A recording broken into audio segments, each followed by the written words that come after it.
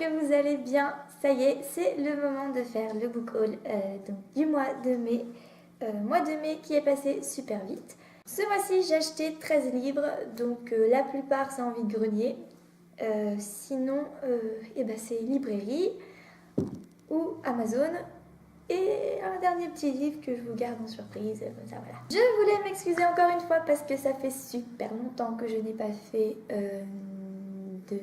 d'articles, de vidéos, que je donne plus trop de nouvelles sur les réseaux sociaux. Mais voilà, j'étais en petit partiel et maintenant qu'ils sont finis, en fait, la semaine dernière, j'ai pris du temps pour moi, pour voir mes amis, pour faire la fête, pour sortir, tout ça comme il faisait beau. Voilà, pour décompresser, voilà. Ça arrive à tout le monde et puis ça fait du bien. Alors allons-y, on va commencer par les livres que j'ai eus en librairie. Donc d'abord, j'ai acheté Les désastreuses aventures des orphelins Baudelaire de Lemony Snicket. Donc là c'est le tome 8, Panique à la clinique, donc c'est publié chez Nathan. Ça fait 2-3 mois, je crois que je n'ai pas retrouvé mes petits orphelins Baudelaire.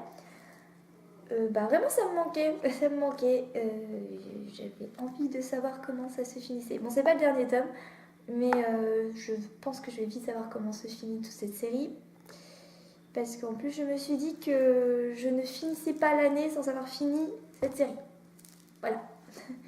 Donc voilà, là ça va être à mon avis comme les 7 autres tomes, toujours des horribles choses qui arrivent aux orphelins Baudelaire et voilà.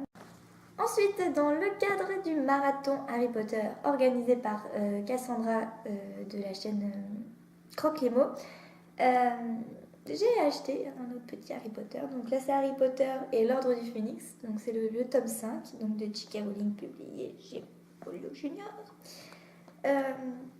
Voilà, hein, donc c'est la 5e année à Poudlard et puis et ça suit. Je sais pas comment vous expliquer sans vous spoiler finalement, parce que si vous n'avez pas lu les Harry Potter ou même pas vu les films, ce serait vraiment dommage de vous faire spoiler tout ça, même si Harry Potter maintenant c'est un truc colossal. C'est très dur de ne pas se faire spoiler, mais bon, j'essaie en tout cas moi de pas vous spoiler. Donc voilà, je l'ai pas encore lu et je sais pas si j'aurai le temps de le lire parce que hein, je suis au début du tome 4 là en ce moment et il me reste plus qu'une semaine, même moins d'une semaine pour le challenge, pour le finir. Je crois que ça va être compliqué.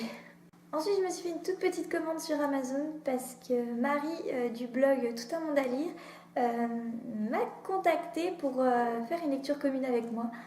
Et alors je suis super contente. Marie, si tu passes par là, encore merci de m'avoir proposé de faire une lecture commune avec toi parce que j'en avais jamais fait, c'était la première que je faisais et en plus avec une nana géniale, on pourrait pas rêver mieux. Hein.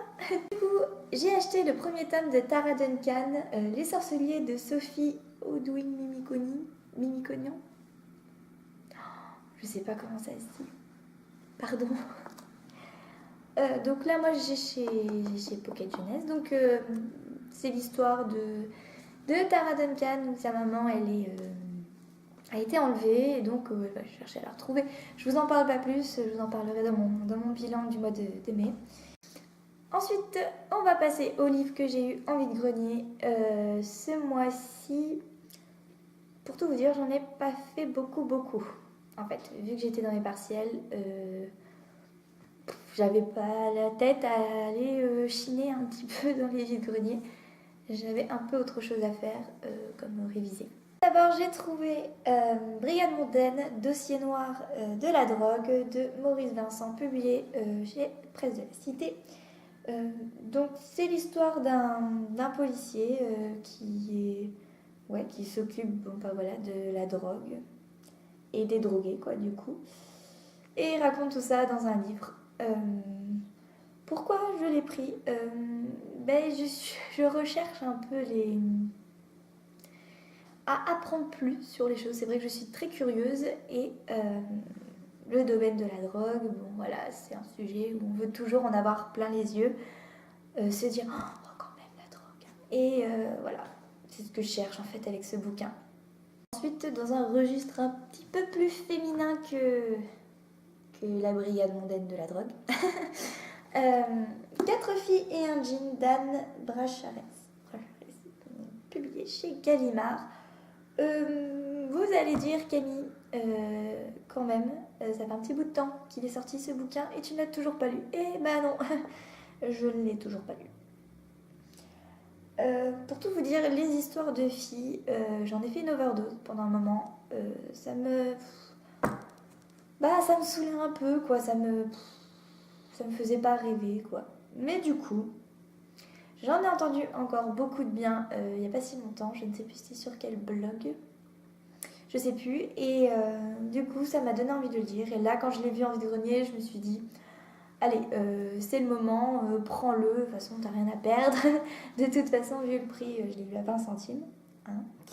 Donc, j'ai pas grand-chose à perdre, quoi. Mais tout le monde me dit qu'il est génial, alors je saute sur l'occasion. Seul petit truc, du coup, qui dit vide-grenier dit livre pas forcément en très bon état. Mais là, ça dit livre taché. Donc voilà. La demoiselle qui le lisait a dû manger du chocolat en le lisant et on a mis un peu partout. Et je m'en suis rendu compte quand je suis rentrée chez moi. Donc, ce que j'ai dit dans mon autre vidéo, de faire attention sur les vides-greniers, c'est bien que je vous le dise, mais ce serait bien que je me l'applique à moi quand même. Voilà, pour l'histoire, de ce que j'ai compris, c'est donc 4 filles qui vont acheter un jean, mais le jean leur va aussi bien à toutes les 4, alors qu'elles n'ont pas la même morphologie, pas le même style, tout ça. Et il va y avoir une histoire avec ce pantalon. Je ne sais pas encore quoi, mais je pense que je vous en reparlerai bientôt. Ensuite, j'ai trouvé Bébert et l'omnibus de François Boyer. Donc là, c'est publié chez le livre de poche. Je vais c'est un classique en fait, Bébert et l'omnibus. Je ne sais pas si vous connaissez ces petits garçons là, mais si vous avez vu La Guerre des boutons, le tout premier film qui est sorti dans les années 60 ou 70, je ne sais plus. Si vous l'avez vu, vous reconnaissez ce petit acteur qui fait donc dans La Guerre des boutons qui fait Tigibus. Le si j'aurais su, j'aurais pas venu, c'est une citation qui est assez classique. Et du coup, voilà, Bébert et l'omnibus, je ne sais absolument pas. Je ne sais absolument pas qu'est-ce que ça raconte. Bon, on verra. Je vous avoue, je l'ai un peu pris parce que j'ai vu la tête de Tigibus dessus. Ensuite, j'ai trouvé 2 Agatha Christie. Donc celui-là, c'est Miss Marple au Club du Mardi, donc publié au Club des Masques. Et celui-là, c'est Un meurtre sera commis le, aussi au Club des Masques. Bon voilà, là où il y a du Agatha Christie, il y a Camille. Donc voilà, je ne pouvais pas ne pas les prendre, même si j'en ai vu encore beaucoup d'Agatha Christie ce jour-là. Mais je me suis dit qu'on va se calmer, quand même. Donc voilà, là c'est encore des enquêtes à la Agatha Christie, hein, finalement.